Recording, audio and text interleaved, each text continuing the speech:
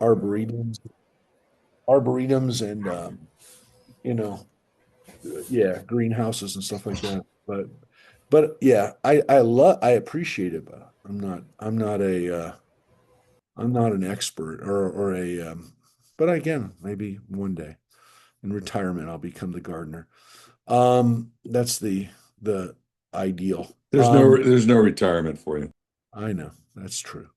But so we are I'm going to post us up on live streaming, so we're going to get up on the Facebook.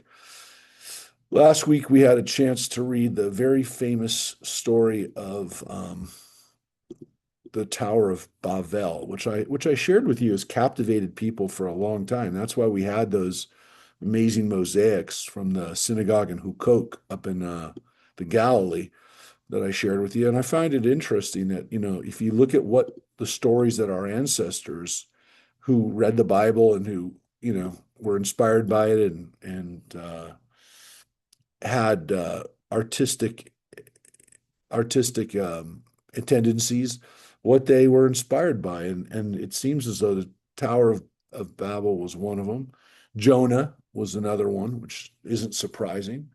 The kinds of stories that, again, to some extent, kind of in, excite the imagination, right? They're the stories that, um, people are like, how did that happen? How big was this? How big was this tower? And I think people were they're always fascinated by these kinds of stories that seem kind of supernatural or magical. So it is an interesting thing that the stories that we seem to be excited by, our ancestors were also excited by, and oftentimes the stories are very short in the Bible, as we saw. This story is literally 9 verses. Um, Starts in chapter 11, verse 1, and we get to the fact that everybody's speech in verse 9 is confounded, and they're scattered. And again, it seems to be the conclusion of the Bible, the authors or the intention or God, if you will, that people have differences, that there's differences that should exist because that's the way God made it. God intended it to be that way. So that's an interesting idea. When we come to those times where we see that, God, does something or something winds up being the way it is. Um, Oftentimes it's not easy. It's not the way maybe it should be, but it's the way that it is. And so today we're going to start with not the most famous part of Genesis, another genealogy. And so we had a genealogy back in the beginning with the the lineage of Adam, the first Adam and Eve, the first people. We have the descendants of Cain, and we also have the descendants of Seth.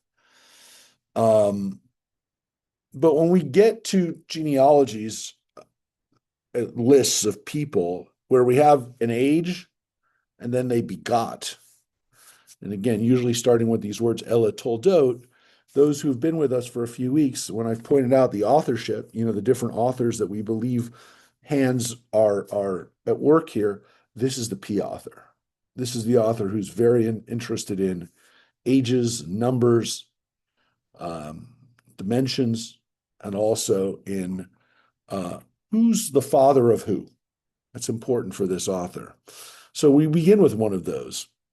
Now, I will tell you, these are oftentimes not very interesting, but I have seen, if you will, um, new midrash based on this, which is quite fascinating. Um, and when we get to it, as we go through this, we're gonna stop and I'll show you this little if you will, little nugget, little kernel in this genealogy. But today, as we start, and I'll take a volunteer in a second to read. This one, I will tell you, the first part is hard because it's a lot of names. So if you don't want to read names, then don't volunteer. But if you're not scared of some names, please jump in. But today we're going to dedicate study today to Alan Sternin, who unfortunately, as you probably saw, in the e-blast, passed away, and on Sunday. And Alan, for many years, came to our classes on Wednesday nights. He was not really a Tuesday person, but Esther still comes now on Wednesdays, and Alan came for years. Alan and Esther together came for years on Wednesday nights, and he had a great attitude, a great sense of humor, very, very Brooklyn. And he loved Jackie Robinson and he loved the original Dodgers. He never really forgave them for leaving New York, but he left New York. So I had told him, can't really hate the Dodgers. They did the same thing you did. But he didn't move out here until 2004. So they were in New York and back east for a very long time, the Sternins, before they moved out here. They were retired when they moved out here. But Yeah. really, Hey, really Mark, wonderful people. Yeah. Rabbi. Yeah. Actually, Alan did start liking our LA I, I Dodgers. I know a little bit, I but want to tell the story though. Alan did not like the Dodgers, like Rabbi said, but they were honoring the 1955 Dodgers at Dodger Stadium back in 2005, obviously. And I bought him tickets, Esther and Alan, and I drug him to Dodger Stadium, and he had a blast.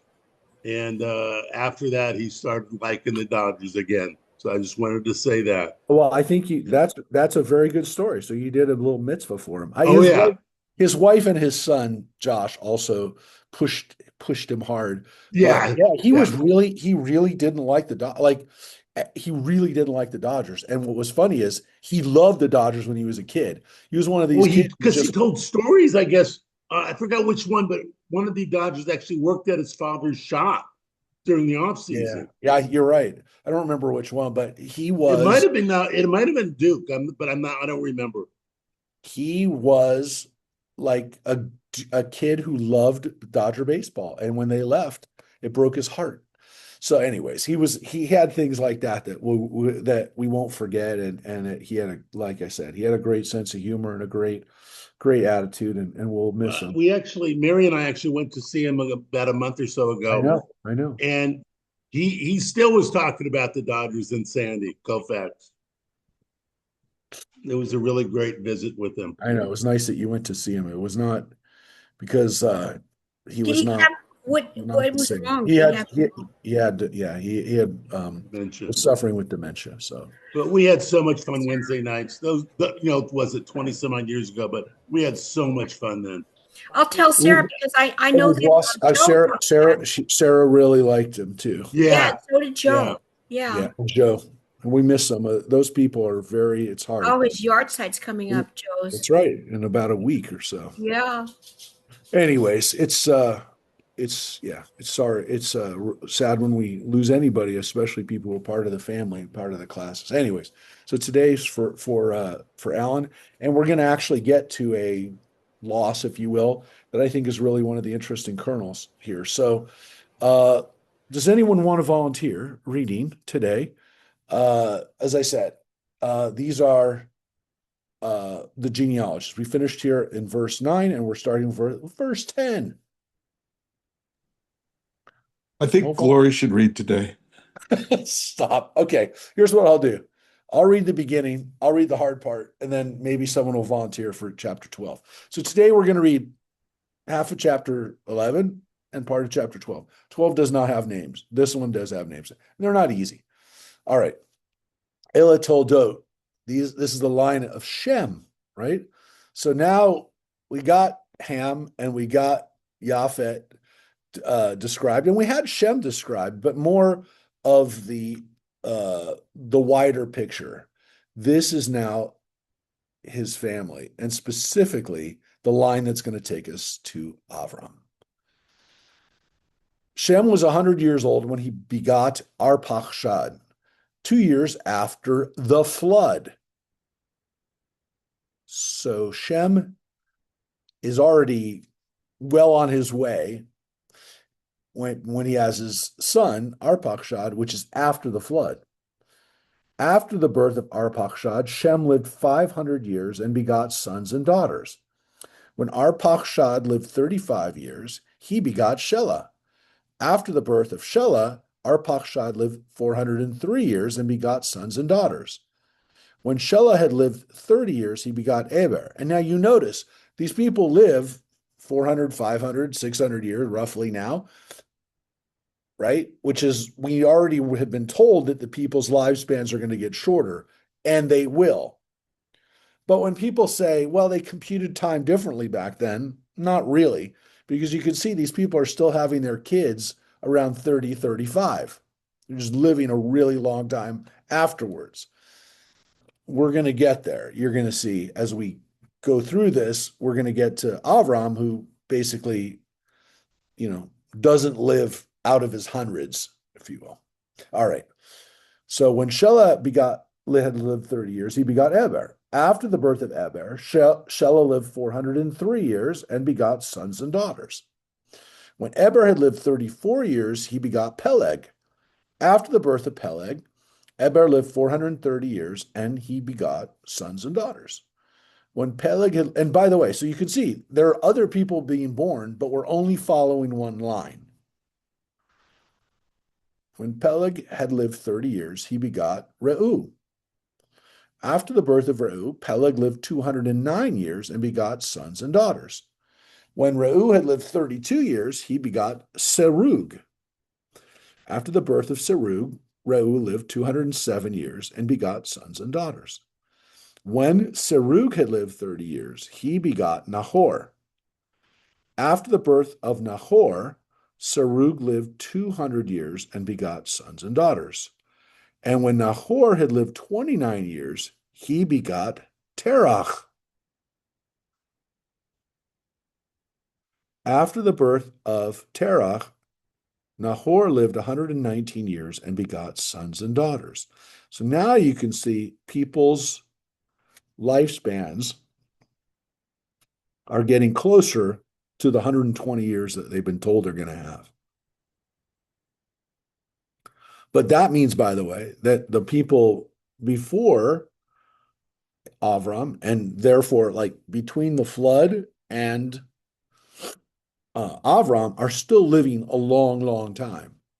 They're still living like supermen, if you will, which is why when we have a story like Nimrod, we can say, well, these are not human beings the way eventually human beings will be.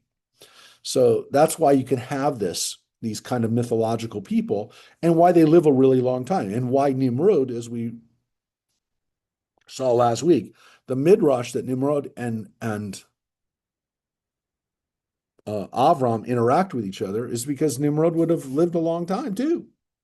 So he would have lived, even though he lives, right after the flood, these people are still living a long time, which is why when we get to Avram, according to tradition, if you look at how long these people live, if this dude Shem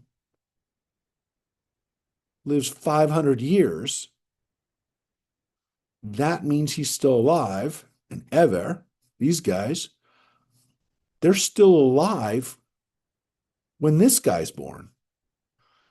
After the birth of Terach, Nahor lived 119 years and begot sons and daughters. When Terach lived 70 years, he begot Avram, Nahor, and Haran. So interestingly, Avram has two brothers, Nahor and Haran, and one of them is named Nahor after their grandfather. So you can see there's two Nahors.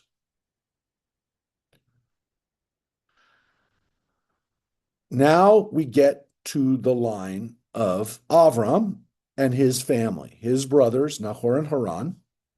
And this is kind of like the miniature, even more drilled down genealogy, because these are the families that we're now focusing on.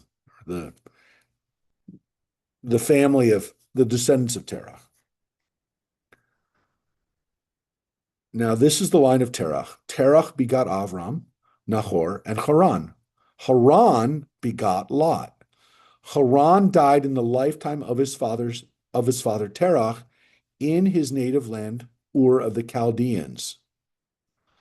Avram and Nahor took wives for themselves, the name of Avram's wife being Sarai, and that of Nahor's wife Milcah, the daughter of Haran, the father of Milcah and Iscah. Now,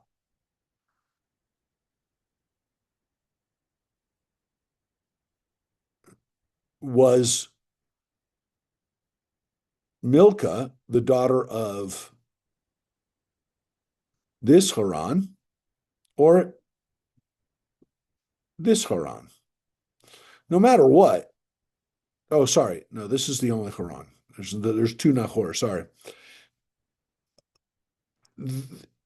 There is a problem here, which is there seems to be somebody married to their niece, which is not allowed in Jewish law. It's not allowed by the Torah law.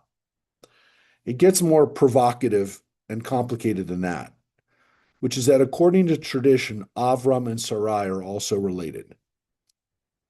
Just like Nahor married Milcah, the daughter of Haran, Sarai, it doesn't say who her father is, but there is a tradition that Sarai and Avram are actually half brother and half sister.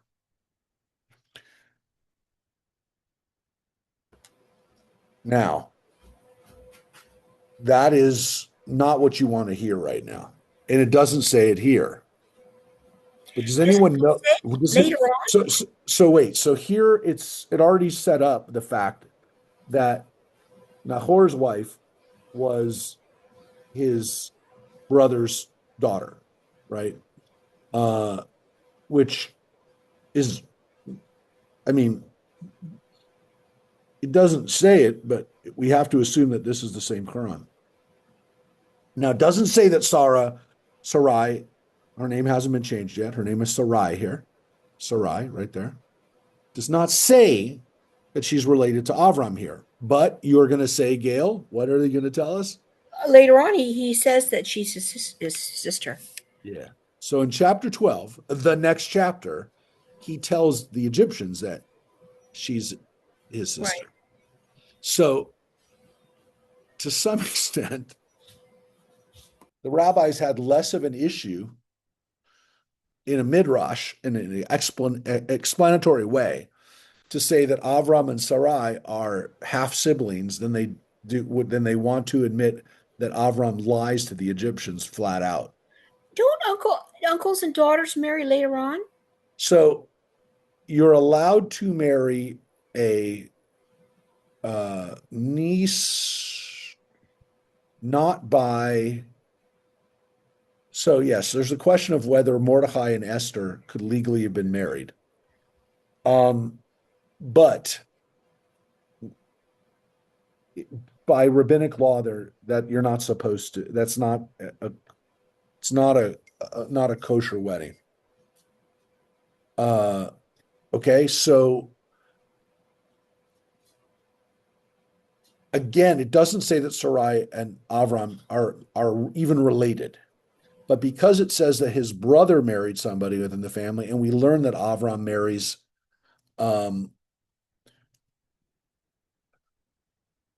Avram will say that it's his sister, it sets that up.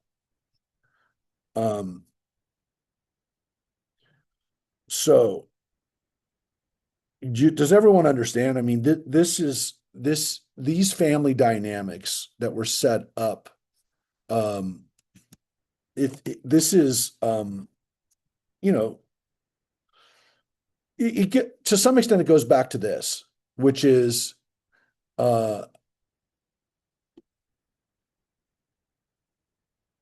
we know that there's a question of who was married to who at the beginning, right? Where did these people come from? Where did Cain and Abel's wives come from?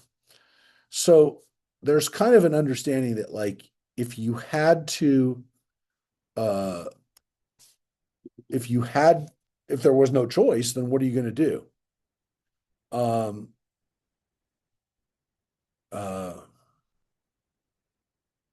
so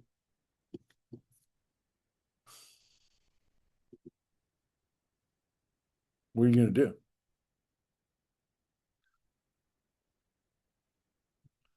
Now, before we move off of this, because we're going to read three more lines before we get off this page.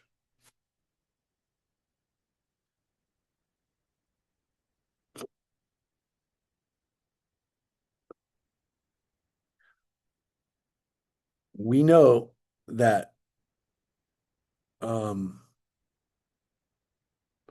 Haran dies before his father dies. Now, this is actually the first time that we've heard that somebody died young. We had these interesting phrases like with Enoch that God took him. I mean, technically, Abel dies before his father, he's murdered. But this is the first time that we've heard that, like, somebody died of natural causes, if you will. And it doesn't say he died of natural causes, but the fact that he dies during the lifetime of his father is pointed out by the Bible here. Now, of course, this really sets up the fact that we're about to read. Sarai was infertile and she had no child. Terach took his son Abram, his grandson Lot, the son of Haran, and his daughter-in-law Sarai, the wife of his son Abram, and they set out together from Ur of the Chaldeans for the land of Canaan. But when they had come as far as Haran, they settled there. The days of Terach came to 205 years, and Terach died in Haran. Now that's the name of his son. So did he name the place after his son, or was it just coincidental that his son was named the same thing as Haran? Haran is in modern-day Syria. Now, what's interesting about this story, and this is kind of the kernel here, the nugget. Does First of all, Haran mean something? Does the word mean something?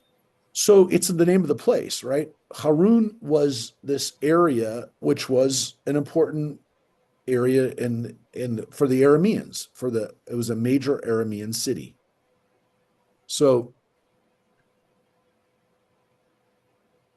it might be an explanation for how the city got its name, but it's not really fully explanatory. But there's a couple things here, really important things. In this genealogy, in this list, there's a couple of really important things. I mean, there's a couple nuggets. One, of course, is Sarai is infertile, right? She has no child. And it says that Lot is essentially now fatherless.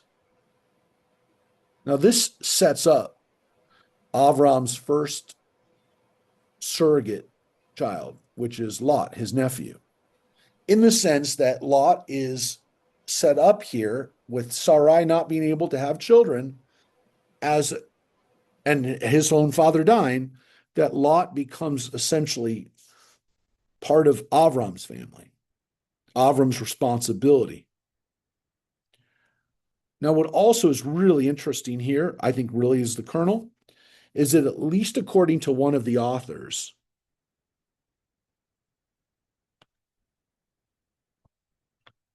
Avram didn't start the journey to the promised land. The journey was started by his father, but his father only got as far as Haran. That's what it says. So they started to the land of Canaan. Now, we'll tell you the easiest explanation is that it's two different authors.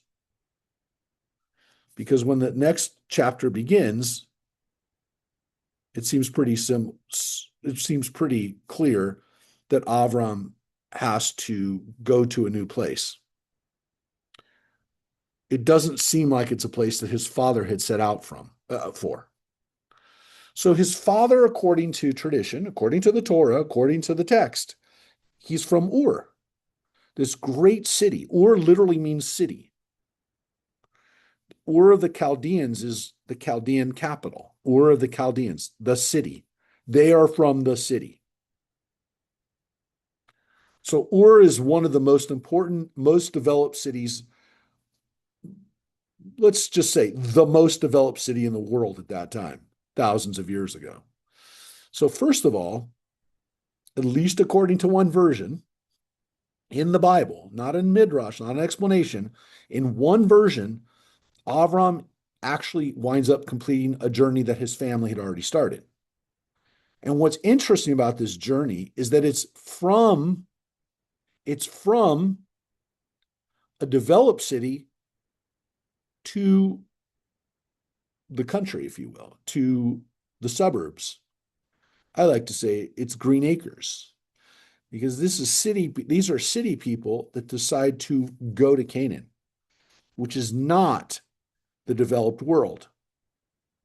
It is a backwater place between two other places. It's, as we call it in the United States, flyover country. Because it's not Egypt, which is also developing and well, had already had some amazing construction because the pyramids were already there. But at the point of time that we're at, Ur is more developed and more of a cosmopolitan city than any place in Egypt at this time. This is about 4,000 BCE. So literally 4,000 BC, 2000 BC, 4,000 years ago. This is 4,000 years ago. So Ur is a major city. It's where they had ziggurats. They had those big buildings. It was where the agricultural revolution started. So Avram was not a nomad to start with. He is a city dweller who ends up moving to the country. That's not something people talk about a lot. It's not, if anything, they just talk about the fact that he went from one place to another. He chose to have a less urban life. Or his father chose, or God told him to go. But however he gets from Ur to Canaan, this is not an easy journey, and it's not a journey that people make in order to be more developed, if you will. This is actually the opposite. Any questions, any comments, any thoughts about what just happened here in these last few verses? Because again, this is in the midst of a boring genealogy, but there's some really important nuggets here for setting up the rest of the story. Anything? No? All right. So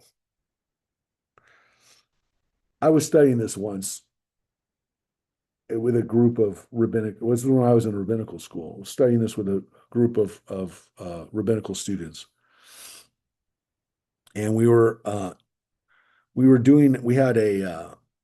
a retreat, and we had a speaker, presenter that had come out to do something called bibliodrama.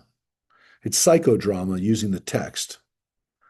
And psychodrama is a psychological technique that some therapists do where they actually have people act things out.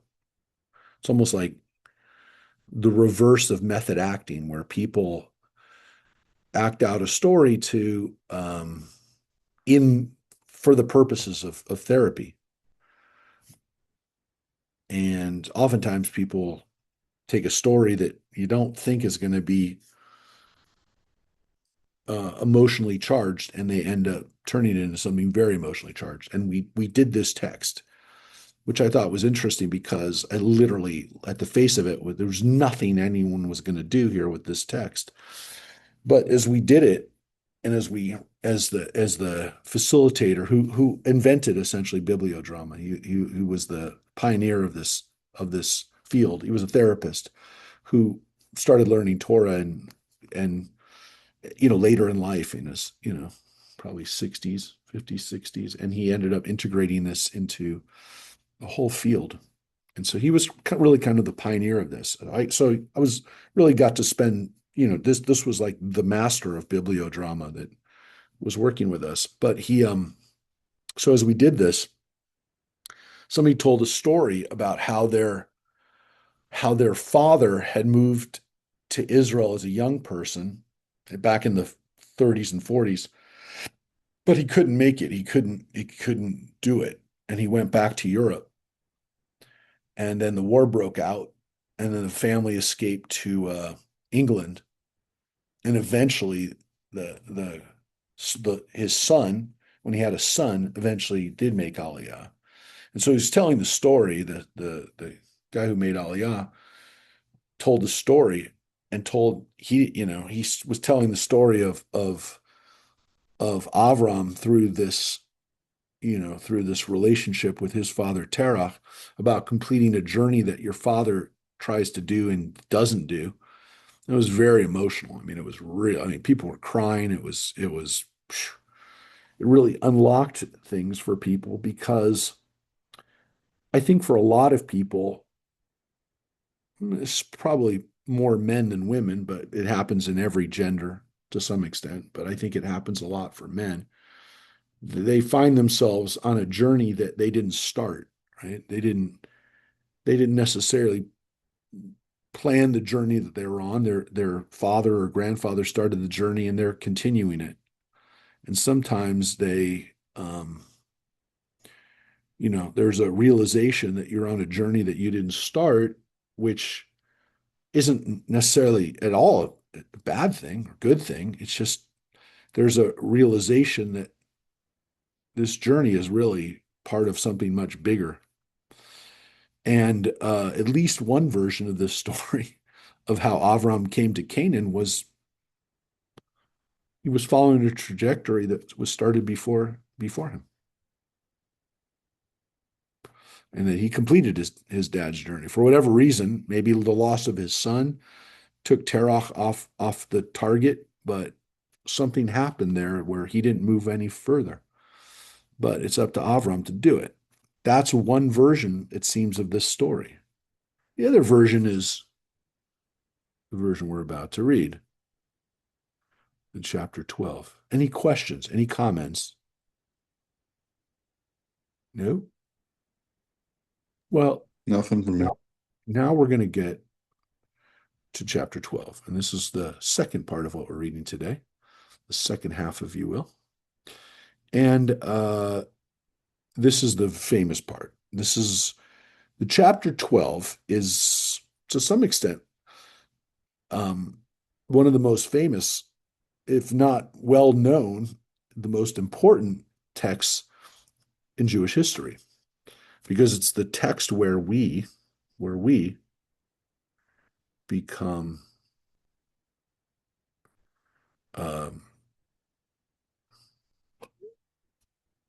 the people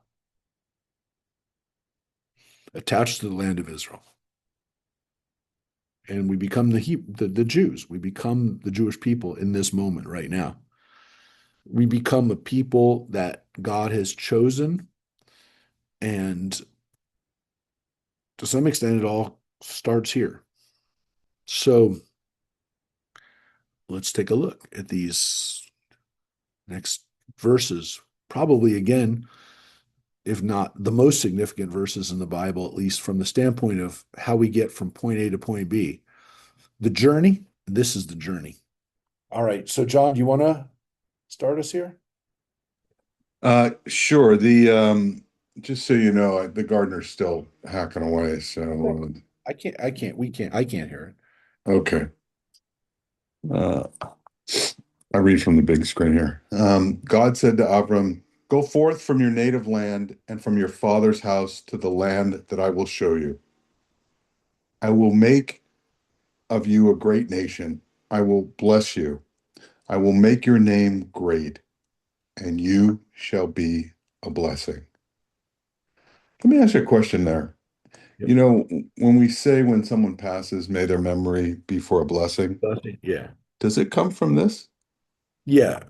Yeah. But finish. You're not done. You're in the middle of the quote. Sorry.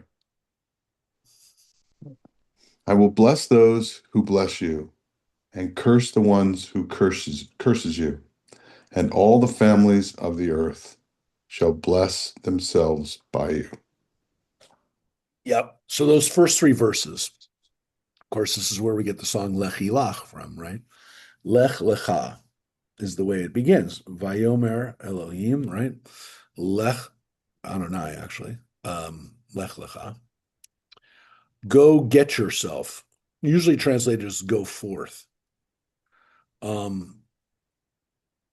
a tough way to translate that, but lech means go, and lecha, it sounds like, lech lecha sounds like they're both the same word.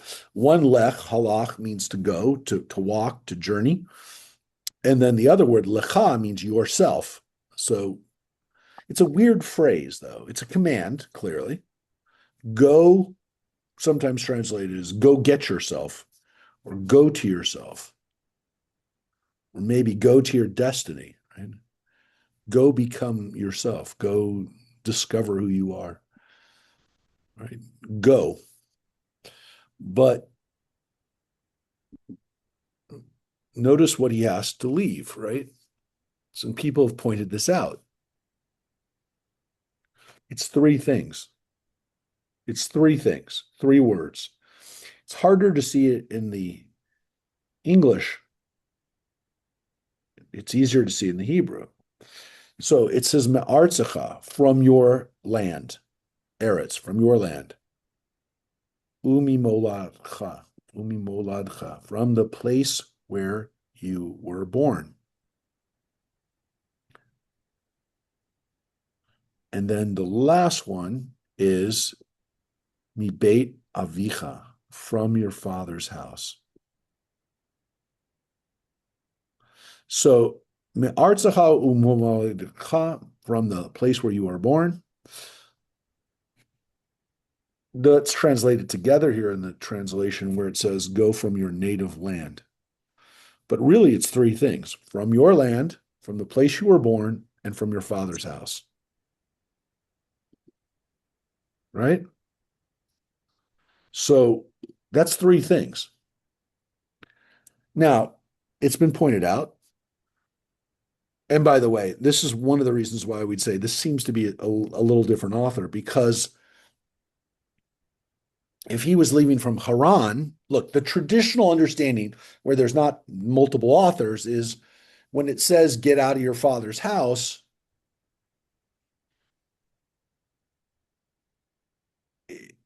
it's from Haran. But it really seems very specifically get out of Ur, get out of the place you were born, because he was born in Ur. We know he was born in Ur. It really seems like you have to get out of this place. Now,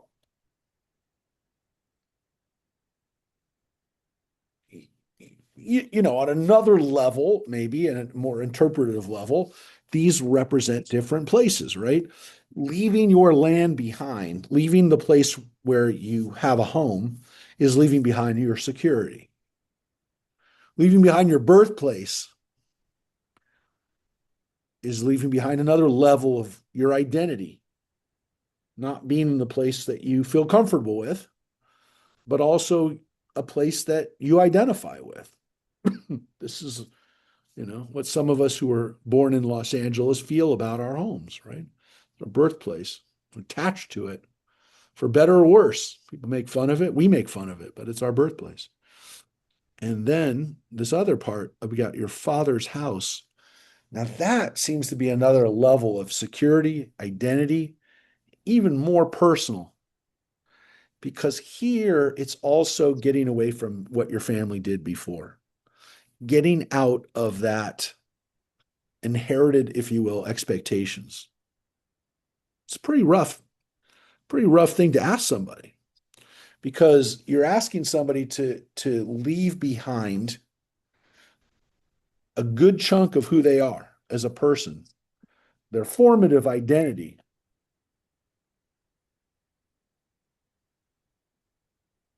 Do you understand? It is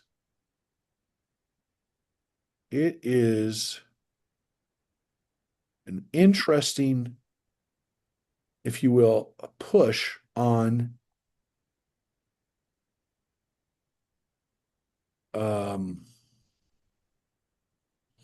who we are. How much of who we are is where we came from. You know, some of us have made conscious decisions not to be who we were as kids, forged the different identity. Some people have forged, you know, new faith group. Those are the things that Avram is essentially being asked to do. Avram's being asked by God, of course, to change, and to have faith in following a new direction. Now, he is given a promise. He's given a reward, if you will, for this. It's pretty significant, right? Right? You're going to get a couple of things, or a few things here. You're going to get a land. You're going to get a physical place. You're going to be a nation, right? You're going to have not just a couple of kids. There's going to be a nation that's going to come from you. And through you, everybody in the world is going to be blessed. I mean, this is a huge, huge risk, but it's a huge, huge reward. Now, part of the problem we have here, we know, we have to admit, is we don't know why Avram. There is no explanation here for why Avram. Doesn't say. There's nothing here.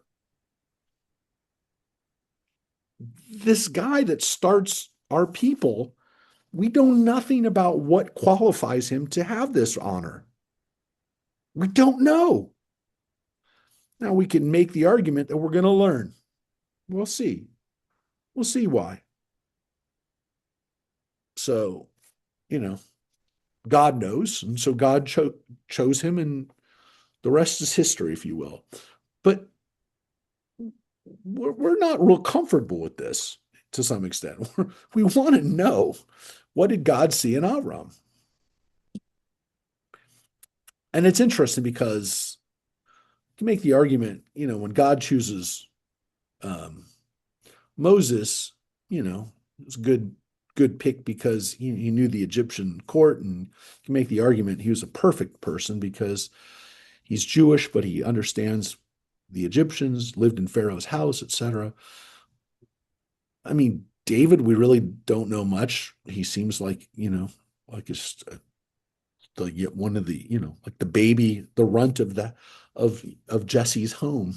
Don't really know.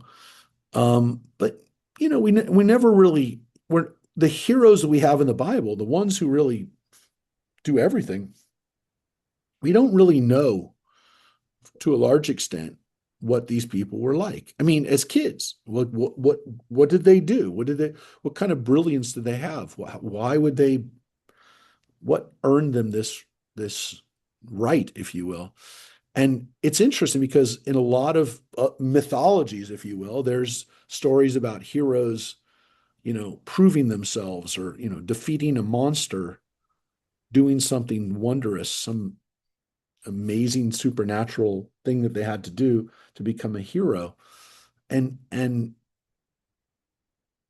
our case, in the Bible, these people are chosen, and God works through them in ways that we are surprised at.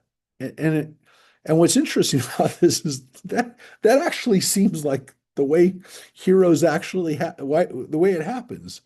I mean, we want to know the story. I mean, and by the way, in the Christian Bible, there's a complete gap from the time that Jesus is literally 12 till the time he's 30. We have no idea what's happening in the Christian Bible with Jesus. There's no information about Jesus's life in the Christian scriptures. So there's midrash about that. And there's, of course, a lot of midrash about the characters in the Hebrew Bible that we want to know. So Christian midrash exists as well. And some of it becomes very well known, but it's not in the Christian Bible. And in the case of the Hebrew Bible, yeah, we got a lot of Abraham stories that are not there, but we love them and we think they're in the Bible because they're so good and we need them because we don't understand why Abraham is the way he is, that he deserves this tremendous, tremendous thing he's going to do here, right?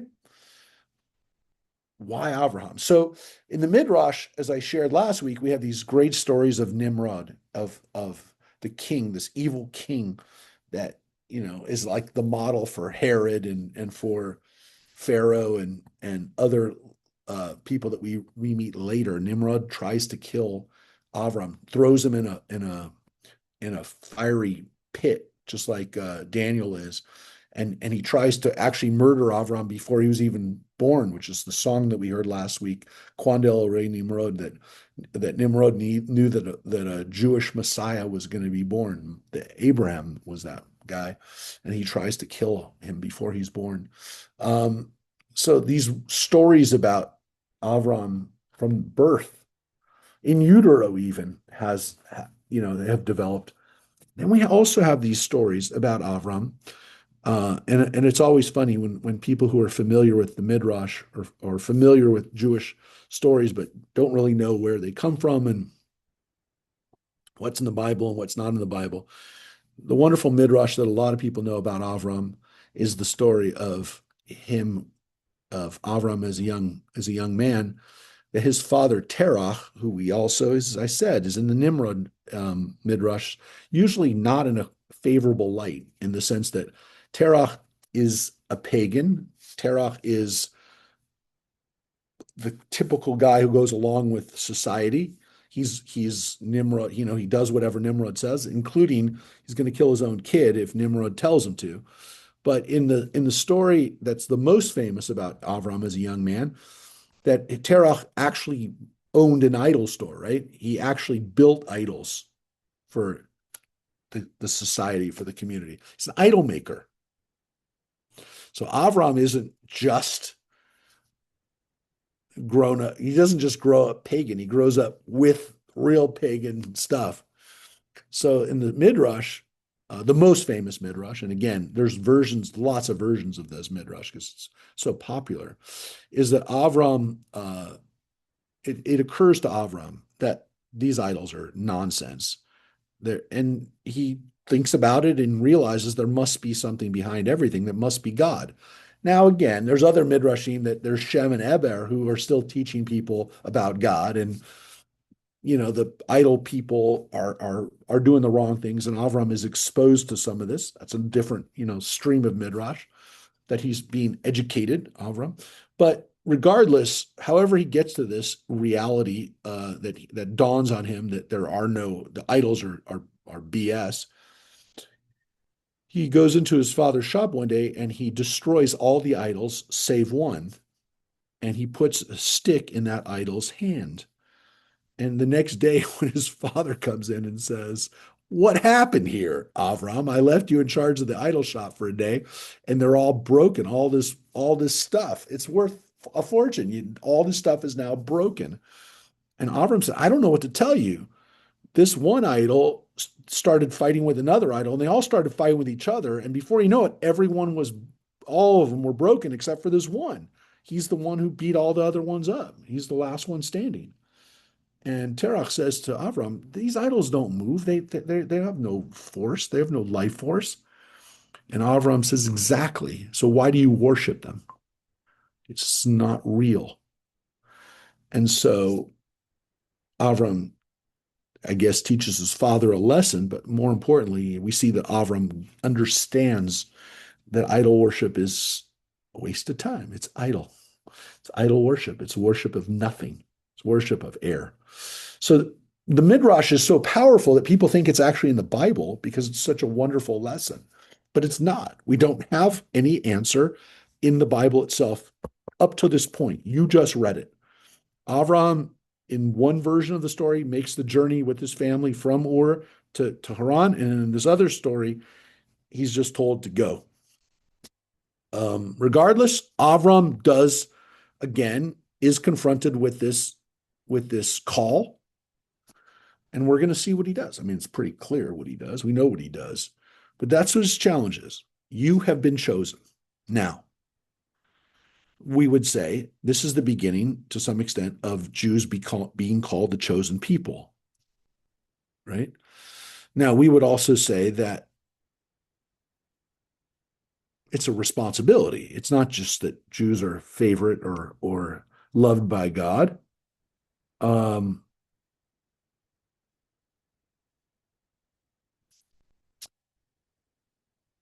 It's that we have a responsibility. And the responsibility, if you will, is for all of humanity. Because look at what the text says. The text says, all the families of the earth shall bless themselves by you. This is everybody. Now, Debbie Friedman loved the first part of this, which is why she used that. You shall be a blessing. The line 3 is the line that veers into, well, what do we do with this? Because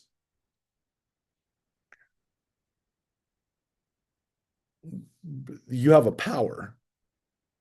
Your people will have a power because they're connected to you. Now, Genesis 12:3, I get quoted all the time by Christians, not by Jews, but by Christians. You'll sometimes they'll just say Genesis 12:3. You have to know what they're talking about. Every Jew should know what someone's talking about if they say Genesis 12:3 to you. Now, again, we don't know chapters and verses. We don't learn chapters and verses so much. If somebody said it's in Lech Lecha, then maybe some people might know it. But my guess is that some of our people wouldn't know it no matter what. Unfortunately, we're very illiterate when it comes to the Bible. We think it's a kid's book, and so we stop reading it at our bar bat mitzvah. But understand that there are millions of Christians who live by this phrase. I will bless those who bless you and curse those that curse you. So when a Christian comes up to me and says, I bless the Jewish people daily, I know what they're talking. I know what they're talking about. They're talking about this line of the Bible. They're talking about this line of Genesis. Why do I bless the Jewish people? Because the Bible tells me to, encourages me to, tells me, quite frankly, that I will be blessed if I do it. There's a reward for it. If you bless the Jewish people, if you bless Abraham, you will be blessed. Conversely, if you curse the Jewish people, you will be cursed. Now, people who read the Bible, Jews and Christians, will read this and go, well, let's make sense of this. Jews oftentimes get uncomfortable with this. Having this responsibility, having this,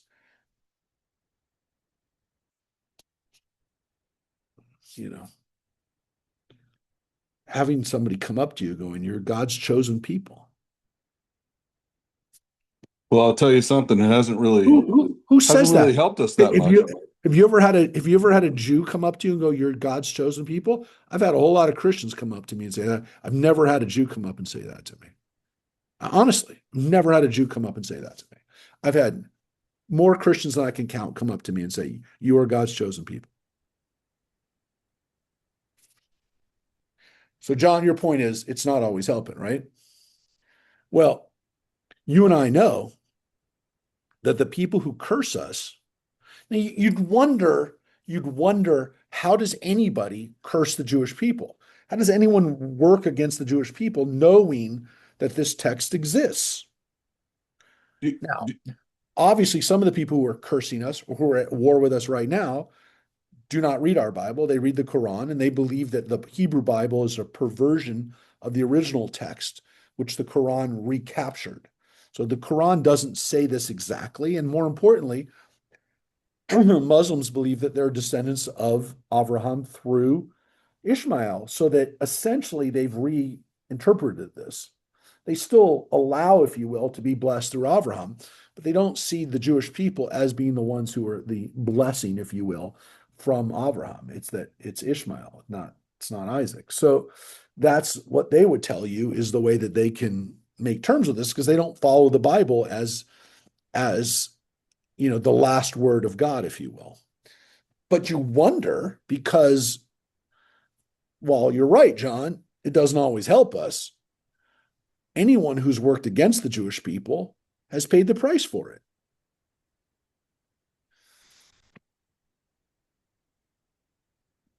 I'm almost thinking I need to get a T-shirt that says, "Hey, before you, before you want to hurt me or harm me, I'm a Jew." Genesis 12:3, and have the text there or something, Well, on my front I, and my back. I will tell you this. I will tell you this. Many Jews feel uncomfortable with this, right? They don't like they don't like they don't like the fact that they don't like the fact that They think it puts a target on them yeah. more than a blessing. Well, you know what? They didn't make that decision. God made that decision, right? You can get this T-shirt on Amazon right now.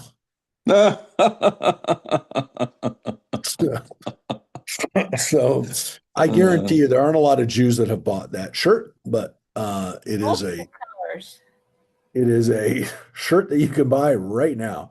Um, no, I mean I think it's interesting that people, you know, well, the people who feel most uncomfortable with this are actually the Jews. We don't really know how to process this So, because, Rabbi, again, we're victims of anti-Semitism for for most of the last 2,000 years, really bad anti-Semitism. So we'd go like, well, how do we make this? How do we make sense of this? Yeah, Glory. I was going to say, as Christians, it's not that we believe we believe in the afterlife, obviously. So we believe that you're the chosen ones for the afterlife. Yeah, well, yeah. I mean, look, there's texts in the Christian Bible that allow for, first of all, you saw the text I shared you some of the texts, which are the ones that Paul said that Christians are grafted onto the tree. And that the grafted branch is not necessarily weaker than the branches that were born on the tree, that grew naturally. So first of all, Christians believe that they're connected to Abraham, right? So, and literally the text also says that through Jesus, Christians were going to be connected through Abraham back to Abraham. So there's that. So there's that Abrahamic, we say that Christianity is a Abrahamic faith, right? So they believe that that's the way things are, right? Um, so I um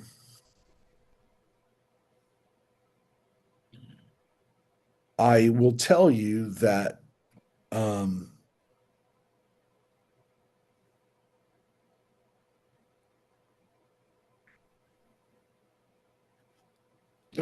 the church, so we talked about this on Wednesday night. We talked about the history of Judaism and Christianity and the fact that there has been church sanctioned anti-Semitism. So how do you get from this to some of what's happened by people who read the Bible? Well, part of it is, as I showed you from the Good Friday prayer, is that when Jesus is essentially encouraged, his death is encouraged by the Jews, that the Jews are cursed at that moment. So essentially, what one reading of the Christian Bible is that once the Jews are responsible, they become cursed. The blessing that they had is taken away from them and given to Christians. So essentially, that's one reading that allows for that. But there are other texts, including this one and other texts in the prophets, which say that the Jews will always be chosen by God. There will always be that blessing will exist as long as there's a heaven and an earth. So it depends on how you read it. And for a long time, Christians read it without 12:3. They were able to say, to some extent, that blessing doesn't exist anymore. Now, I will say this. You can read the Bible in many, many different ways. It can be interpreted in many, many different ways. We see that all the time. We see that within Judaism. We see that within different faiths. So the Bible can be interpreted a lot of different ways. It's difficult to just say this doesn't exist because it's there. It doesn't say, and it's conditional. It doesn't say that eventually they'll stop blessing themselves by you. It just says that they are. But again, the Hebrew Bible has essentially us being cursed by God in Deuteronomy if we don't follow the Torah, right? We say the curses that will come upon us if we don't follow the Torah. You read that. A lot of you were with us in Deuteronomy when we read those curses. So it's not like Christians have to go further than the Bible and the Old Testament, the Torah itself, to find the fact that we're cursed. Those are conditional curses, to the extent that, like, if you don't want to be part of this, if you don't follow the rules, you're going to be cursed. Okay. But assuming everything goes as planned, you get the blessing.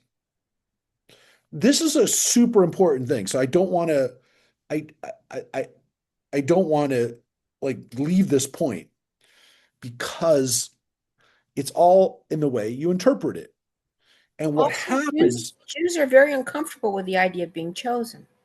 yes, that's true. I said it's definitely something we don't really know what to make of. And again, especially when you've been conditioned by generations of anti-Semitism and literally, feeling second class, it's difficult to process this or to make sense of it. The reaction that John had by saying it hasn't really helped us definitely does feel that's the instinctive reaction to have to this when you look at Jewish history, especially the last 2,000 years.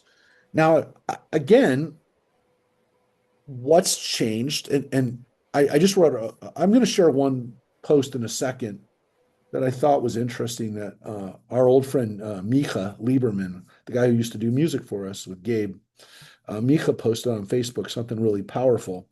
But I thought about this issue of anti-Semitism and versus blessing, and it becomes a self-fulfilling prophecy, right? So when Christians, especially evangelical Christians today, quote Genesis 12:3 and love Israel and bless that shirt was not a Jewish shirt, my friends. That was a Christian shirt. When people bless the Jewish people and bless Israel and visit Israel and spend money on Israel and support Israel, because this circle comes back to you, you get blessed. When people do that and are taught to do that by their pastors, it creates a self-fulfilling prophecy where the Jewish people become blessed. It's real, folks. This isn't a matter of faith, right? This isn't a matter of you and I saying, does God really make this happen? The reason that millions and millions of Christians today love Israel and love Jews is because of this and because it's become a self-fulfilling prophecy. If you don't believe that, you're willfully ignorant. And again, whether you feel comfortable with it or not, it's a reality.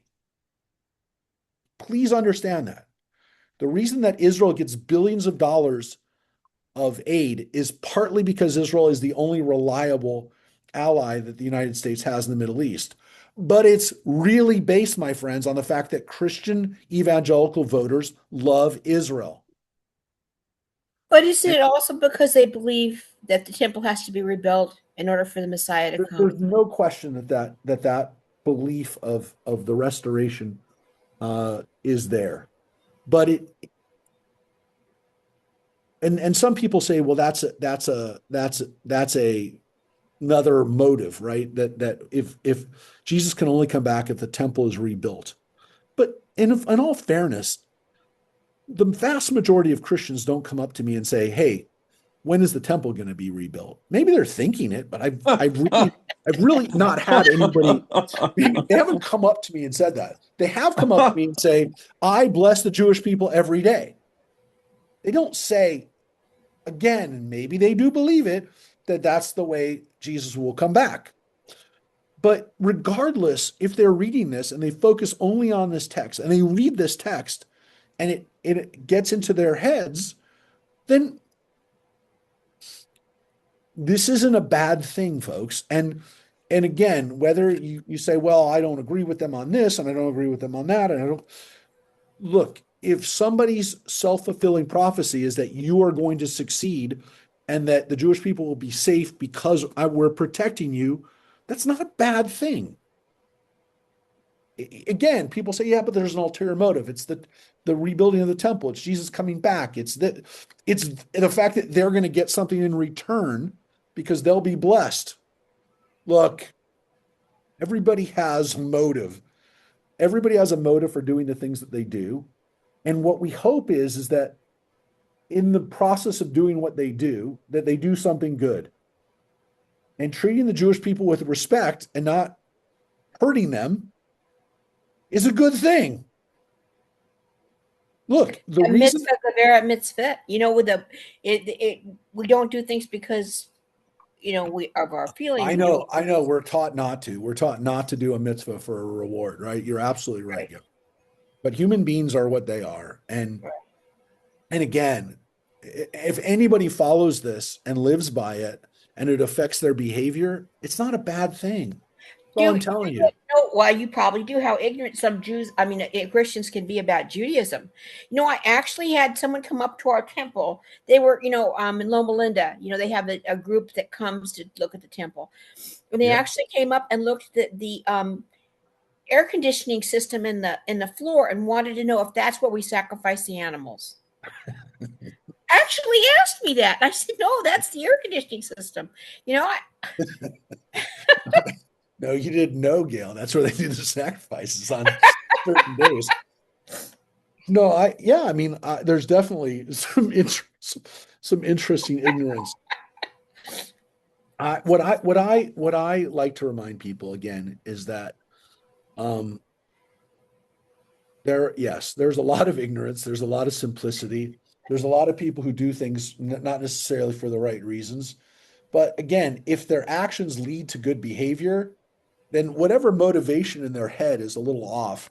And I'm not saying it's an ends justify the means argument, because the reality is that we have strange motives to do things. For the reason why we do things, and now we're learning that a lot of it's genetic, a lot of it's not even, we're not even aware of why we do things. We'll put reasons on it, but reality is that this is what we're going to do. Our bodies are going to do this no matter what. I mean, literally, when you get into some of this genetic behavioral these studies, it's kind of scary, because you get to a point, and there's some people who've made this argument that, like, we're just a series of impulses. We're not really in control of much. But I hope that's not the case. But there are scientists who are studying this and who kind of believe it. But I will tell you, it does become a self-fulfilling prophecy. We're living in it. I want to show you this post that Micha put up, which I thought was really interesting, really hit home, because I feel it in myself. Maybe because he's a little bit younger than me, but we're roughly the same age. And he said something about the times we live in, and I just want to share this. I think he's probably had a whole bunch of comments. So He posts a lot of political stuff, but he also posts um, a lot of stuff about Israel. And and he lived in Israel for a little bit as a kid. Let me just share you this post that he posted, Micha, which I haven't spoken to him, but I'd like to just to tell him. I thought it was thought provoking. So he this was a couple of days ago. He wrote, "This is Micha for those who don't remember him or would remember him if you saw a picture of him. That's Micha." So he writes music. He does music composition. So this is what he wrote. Question for Jewish history buffs. As Gen Xers, we were raised by a generation that had completely normalized a global anti-Semitic baseline. We didn't believe them. Our parents tried to convince us that everyone hates the Jews and we thought they were crazy. We have now raised a generation that has completely normalized the global anti-Semitic baseline. Our parents and our children grew up in a world where their relationship to anti-Semitism is very different to ours. We grew up as a honeymoon generation, living in a post-Holocaust world where that kind of anti-Semitism seemed like history, but here it is again. My question is this: how rare in Jewish history are those honeymoon generations? Are we uniquely lucky that we got a childhood where this kind of Jew hatred seemed like a historical artifact? It seems like every time anti-Semitism rises, the generation right before is taken by surprise. Are we just part of the pattern? So I thought that was a really interesting, thought-provoking question. And especially since we've been talking about it on our Wednesday night classes the last few weeks, and we're going to revisit this when we talk about anti-Semitism, because we're going to have a session on Wednesday night just talking about anti-Semitism. Is the norm throughout history really, or at least for the last 2,000 years, that it is the normative baseline is we encounter anti-Semitism. And again, I did not encounter this as a kid. I never had the stuff that my kids are dealing with on college campuses or with their friends, or having to cancel people out of their lives because of the horrible things that they're saying about them and about Israel. I never had that. I mean, that's a fact. I did not grow up with that. Never. I dealt with it once in the Marine Corps, and as the CO, right, I dealt with it swiftly, right? So, Yeah, and but it wasn't even physical. I mean, it was kind of physical. You know, we ran PT. I ran him until he, you know, with him. I ran with him. I did everything with him. You know, and as uneducated at the time I was about everything, I tried to remind him that I'm a human being like he is, and be careful what he says. You know, and these are young now, guys from the middle of nowhere. You know. yep. Now you're making excuses for him, which is fine because we do that. But the reality is, Joe you has said, some babies. but you said, wait, I just want to focus on what John said.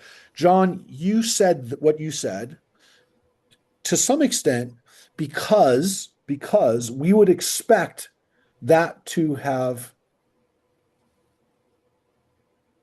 Well, no, they're ignorant. So listen, my point is that the Christians cherry pick what they want to pick because they have an agenda, and he didn't know any better. Yeah, yes, How would he know but what if you all he said, hears is the same stuff?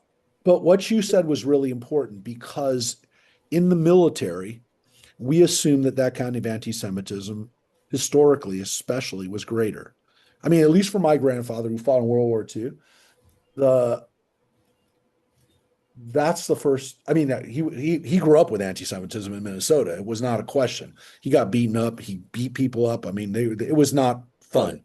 But the military was a place where, again, to some extent, some of that stuff was institutionalized. They just called him a Jew. You know, like it was stuff that you expected. To some extent, I said the fact that you didn't experience it except for this one occasion tells you that you grew up in a time when anti-Semitism was probably not the same thing that your father experienced, right? Or your grandfather. So you were part of that. You're not you're Gen X or the end of the end of the boomers, but the reality is that that was a window where we experienced as American Jews, we experienced less anti-Semitism than we have almost probably, again, as Micha's pointing out, probably in a very long time, if not for most of the last 2,000 years, that again, anti-Semitism wasn't always like we're being run out of a country, but the baseline, the normative like behavior is look at that dirty Jew. And we didn't grow up, I didn't grow up like that. Well, it's not that there wasn't anti-Semitism in America. I mean, there's that book out, the new one, Anti-Semitism in America, an American Tradition. It's not that there wasn't anti-Semitism in America, but you're right. The last generation, Joe had it in the Navy, and I called the chaplain because they would not allow him to take the I don't know, the third class test or something, because his CO said that Hitler had the right idea. So they flew him out, to on a helicopter. They picked him up from the ship and took him to the land to let him, because they weren't having any of that. And they also had riots on the Blue Ridge with the blacks, and there was a big thing that the military was trying very hard to be more. Yeah. Again, I'm just saying the This was in San Diego. yeah, the statement that John made was well, I think was very accurate, which is we almost assume that in certain parts of society that it took longer for the anti-Semitism to get rooted out, but even for him, he didn't have it in the military. So what I'm saying is that, and again, I don't know that the military has gone backwards. My guess, by the way, folks, my guess is that it's worse at Berkeley than it is in the military. Honestly, Yes, I agree. We're all more green. anti-Semitism, more anti-Zionism, more Jew hatred in a college campus today than you would in the military, which again is not, I'm just telling you, this is what I think is the fact right now. So we can talk about it, we can belabor it, we can think about it, but I think that's the reality. And so when we talk about like, okay, so this is the reality, what are we going to do about it?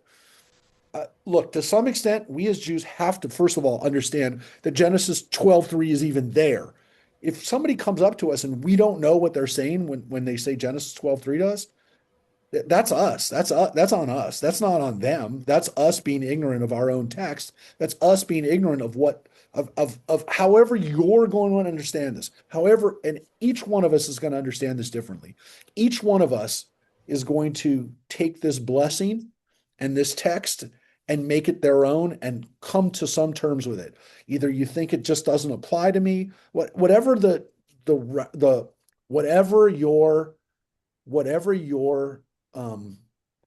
however you're going to understand this, however you're going to make this part of who you are. If you understand that there are millions of people though who have this belief about you, you got to know it. You have to know it. You have to understand that this is real. You denying it doesn't make it not real. So, come to terms with it. I can't tell you how to come to terms with it. I would suggest that we look at it as a positive, and I would look at it as, again, not telling people that we're favored by God, but that we have a responsibility, that we as Jews have a tremendous historical responsibility and ethical responsibility to do things in the world. And that, yeah, it's wonderful to have this, but it's also, as we know, carries with it a tremendous weight. And it will always carry with it a sense of envy. It'll always carry with it a sense of hatred. It'll always carry with it this reaction, which is that there will be people who will curse you. It doesn't say there will be eventually nobody that will curse you. It's going to tell you what do you have to take away from this text? Is that this is part of the reality. There'll be people who bless us and there'll be people who curse us. And you're part of this now. So I can only tell you that, like it or not, this is part of who you are. Whatever chosenness means to you, it's real for a lot of people. So I am going to get a t-shirt. It's going to say, stop, I'm a Jew, Genesis 12:3. Stop what? What's it going to say? I don't know, Stop? whatever. Well, think about it. Listen, think about it, and I'll get one too. But the reality is that uh, uh,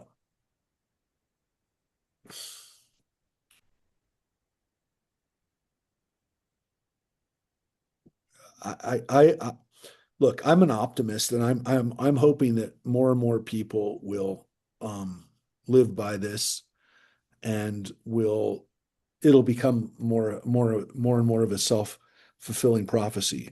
Wednesday night, tomorrow night, we're going to talk about Jews and Islam, which who knew that this was going to be as important as it is. We've got a challenge. We've got a challenge, even though we don't live in a Muslim-oriented, country. Um, it's something we obviously we're dealing with right now in the news. But when we talk about living in a majority Christian country, when we talk about living amongst people who, for better or worse, seem obsessed with this little group of people that don't make up 0.2% of the world, how does this continue? Uh, I don't know. And if you don't believe in miracles, then that's okay too. But the fact that we're still here seems to indicate to me that there's something bigger going on here. Would I change? I mean, you can't anyways, but would I give up the responsibilities and the challenges of being a Jew for living a life where, things are much calmer? I don't know. It's hard. I don't think I would, but it's it's a challenge. Obviously, there are a lot of Jews who kind of opt out, who kind of decide they don't want to be part of it. But I think people are people who embrace it, and like I say, I've said this before. You can go out onto the waves and ride the wave, or you can watch it. You can be a part of history, or you can watch it unfold. And I think when you're part of the Jewish people, you're riding the wave. You're out in the water, and you're a part of it instead of just watching it. So Rabbi, what about sometimes this? sometimes you get crushed by the waves. You know what I'm saying? Yeah. Sometimes you wipe Rabbi, out. what about this Christian nationalism movement that's going on? It's a real problem. And I don't want to finish with it because we're almost done, but we do have to talk about it, because there's always been and again, it's a problem. I was just talking with some friends who work with APAC, and it is a problem because it's always existed.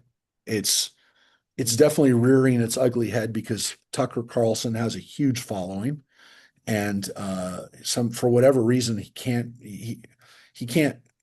No one can marginalize him. I mean, every time they try, he just gets bigger and bigger. I mean, Fox threw him off, and he continued. Look, somebody, it was actually one of the APAC people, said it, I think, really in a profound way, articulated what I was feeling, which is this: the Jew hatred from the left, especially again, that we've seen in the last couple of years since October 7th, but it obviously was there before, right? It just took a more visible form, but it was there. And it's been, unfortunately, a big part of the left for the last 50 years. We know how to deal with that a little bit better because, let's face it, most Jews are on a more liberal side of political spectrum. And so when we talk to people, our friends, the liberal community is something we understand. We understand it. And this person from APAC told me something interesting, which I think really resonated, because I agree. And he just said what I was feeling, which is that the hard thing from the right is that we don't really know how to deal with it because those people are not our family. The left winger folks are our own family. I mean, we have these discussions with people who are more liberal than us because that's our community. But when we talk with people on the right, we don't even know how to engage in it because it's not our discussion. It's not our discussion because it's not based in things that we understand or we know what it is. It's like the most vicious forms of anti-Semitism, but it's hard. It's a hard thing for us to wrap our heads because we're not in that space. And so I was reading an article about one of the leading kind of horrible Christian or nationalists, one of the January 6th people who's gotten a lot of publicity, Jake Lang, is Jewish. He's from Jewish, his mother's Jewish. And the guy has worked really hard to make himself a attractive and respectable person in the Christian national movement. And every time he tries, they just keep reminding him of the fact that he's Jewish. So he can try all he wants. He's burned copies of the Talmud. He's done everything he could, and it's just not working. Here's Jake Lang. This was just a couple days ago. This article. This is JTA. This was last week. Burned a copy of the Talmud, performed a Nazi salute outside Apex headquarters. So yeah, the problem is Nick Fuentes and these other really horrible Christian nationalists will not let him forget that he's Jewish. So can't seem to get rid of it.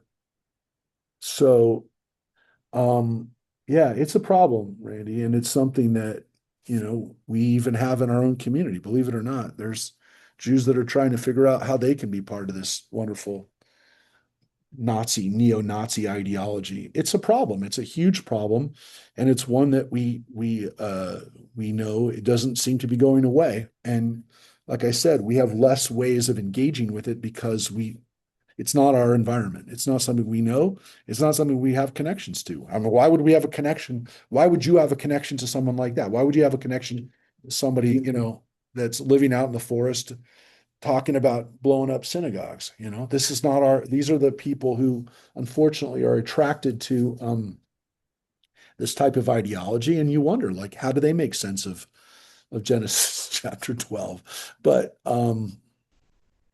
yeah, it is a problem, Randy, and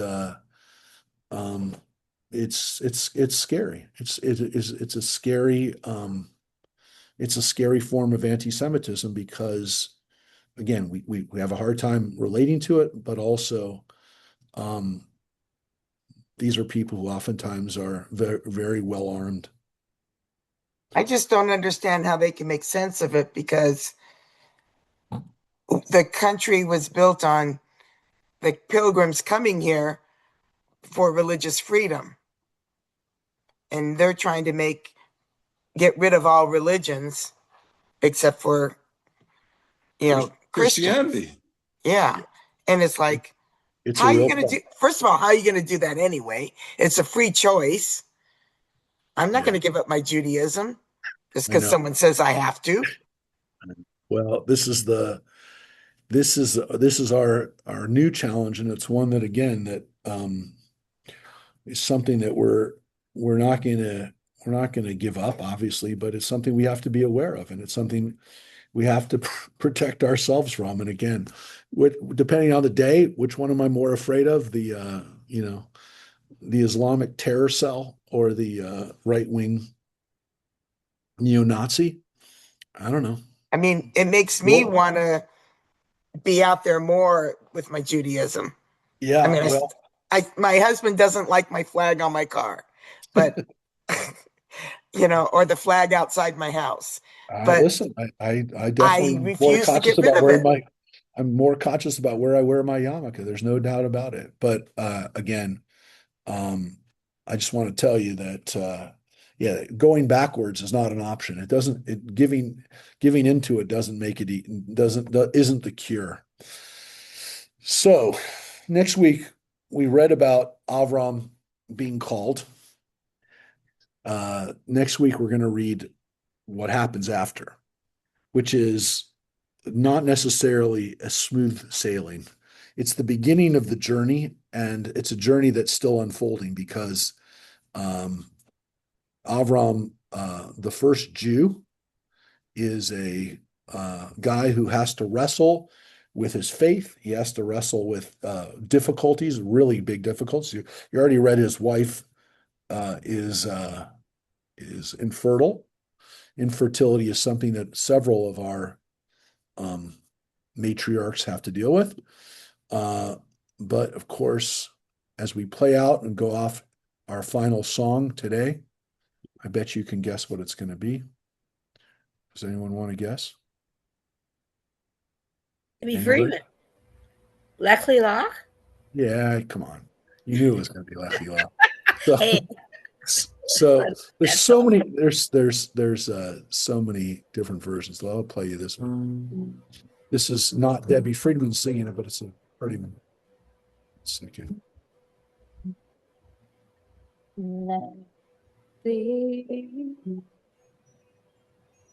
To a land that I will show you. Lech lecha, to a place you do not know. Lechi lach, on your journey I will bless you, and you shall be a blessing. You shall be a blessing. You shall be a blessing. Lechi lach. So go out and be a blessing today, everybody. Thank you for being here, and thank you for being on the journey of the Jewish people, which is why we call it the Jewish Journey on Wednesday nights too. So if you join us Wednesday night, we're going to have. I was to say, just to let you know, Yes. the women's book club, the Jewish Women's Book Club, we are reading The Heart of a Stranger. And I'm actually listening to the book, and she does have a chapter on that. She sings in the beginning a song for every chapter. And one of the ones, when she talks about blessings, is Lech Lecha. Yeah. And it's a beautiful book. If I recommend everyone, you can read it, but you won't be able to hear the songs that she sings. And it's really good. So I suggest you get it on Audible. And if you do Libby, it's like 13 weeks before you can get it. But it's if you can get it on Audible, and it's wonderful. The Heart of the Stranger? Yes, she's You're talking about Angela Yeah. Buckdahl. Buckdahl. Yeah, she's Korean- a Korean- rabbi cantor. Yeah, But Korean she's Korean American, so it's her life story, and she but sings too. and she sings beautifully. All right. Thank you, everybody. We'll see Thank you. you, Rabbi. Rabbi, one last Yeah. question. Yeah. Is that where we get the saying, "May their life be a blessing"? Before blessing. But it comes from here, but it also comes from this idea too, that when we bless somebody, goes, to Abraham and to the fact that we bless our descendants, but also to some extent that we bless God's name, right? We bless God.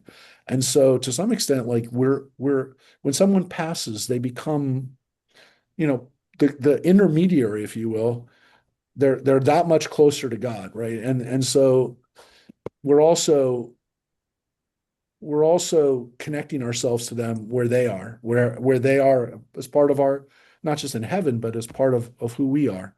And so one of the things that we do is it's all interconnected, but I would say that when we do good deeds in someone's name, that's why obviously we dedicated today's class to Alan, but we do good deeds in someone's name, we elevate them and we elevate ourselves. I mean, we basically are saying that their legacy is still real.